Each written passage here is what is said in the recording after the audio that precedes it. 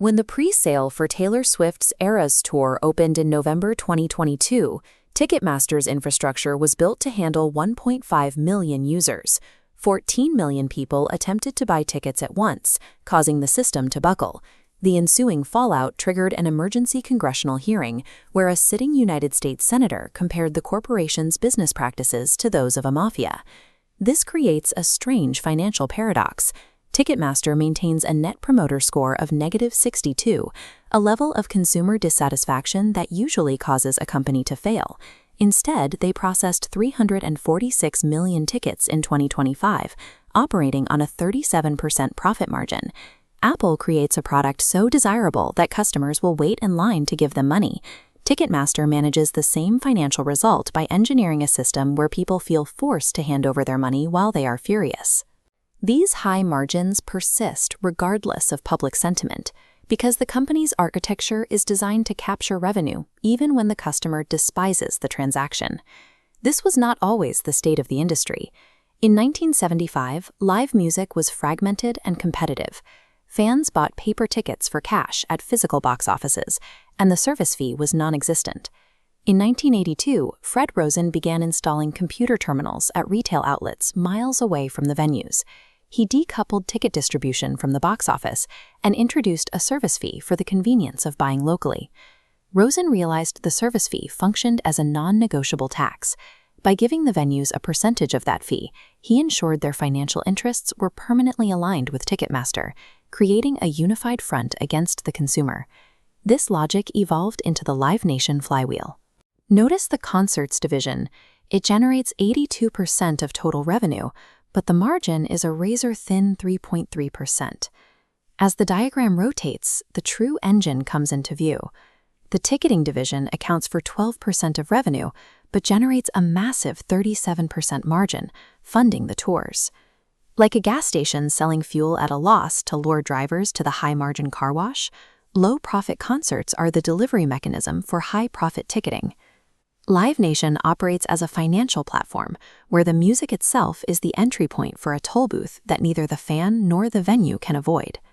In the public eye, Ticketmaster positions itself as a defender of fans, spending millions on anti-bot technology and lobbying Congress to crack down on the secondary scalping market.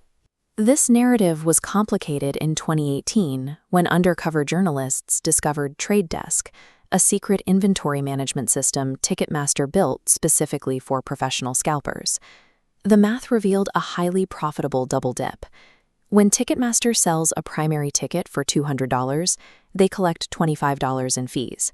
If a scalper then flips that ticket on Ticketmaster's secondary platform for $400, the company extracts an additional $76. Internal emails produced in a 2024 Department of Justice lawsuit proved that turning a blind eye to broker misbehavior was a matter of official corporate policy. These policies integrated scalpers into the company's business model, transforming what was once a threat into a high-margin revenue source. Taylor Swift holds more leverage than perhaps any other performer in the history of live music. Yet, like almost every other stadium-tier artist, her tours continue to route exclusively through the Ticketmaster ecosystem. This is explained by the heat shield doctrine. While the artist's team and the venue participate in the high pricing models and revenue splits, Ticketmaster executes the transaction and absorbs the entirety of the public's rage. Performers often publicly criticize the platform during tour controversies, only to quietly renew exclusive contracts when it is time to route their next stadium run. Ticketmaster markets its own unpopularity to the industry, effectively being paid to take the reputational damage so the artists and venues do not have to. This lack of competition allows for extreme corporate behavior. In a 2020 deferred prosecution agreement, Ticketmaster admitted to hiring a former employee of a competitor, CrowdSearch, to gain access to their internal systems. Executives actually projected stolen passwords on a screen during a division-wide summit. The employee who orchestrated this espionage was promoted before federal prosecutors intervened. The company also benefits from the float. Because fans pay for tickets months before a show occurs, Live Nation held $4 billion in ticketing client cash and deferred revenue at the end of 2025.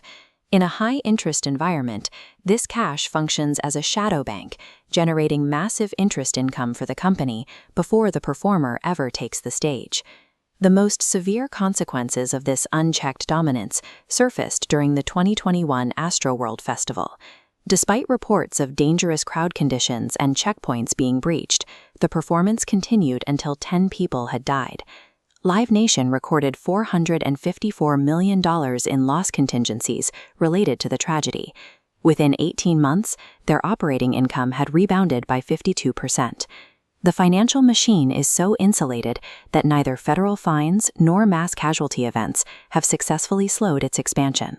The breaking point arrived in May 2024 when the Department of Justice filed a 128-page lawsuit against the company, accusing it of using threats and retaliation to maintain its dominance. The evidence describes a company that optimized for extraction rather than innovation. Because Ticketmaster faced no threat from competitors, they had no financial incentive to invest in a resilient technical architecture. This lack of development left Ticketmaster with an aging infrastructure compared to new competitors. While apps like SeatGeek and Dice offer transparent all-in pricing, Ticketmaster's legacy systems remain prone to the types of collapses seen during major tour launches. Live Nation's leadership responded to the allegations by attempting to redefine the word monopoly. They argued that by including secondary markets and local sports venues, their market share appeared much smaller than the Department of Justice claimed. When a dominant power is faced with specific evidence of its behavior, it often chooses to stop defending the facts and starts arguing over the definitions of the words used to describe them. Ticketmaster's empire was built on a single premise: forcing someone else to bear the reputational and financial costs of its behavior.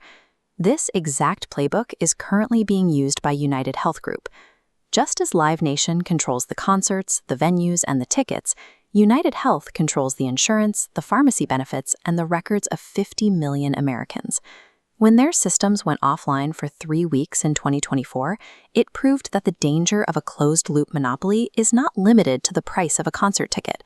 It is the fragility that occurs when an entire nation is forced into a system with no alternative.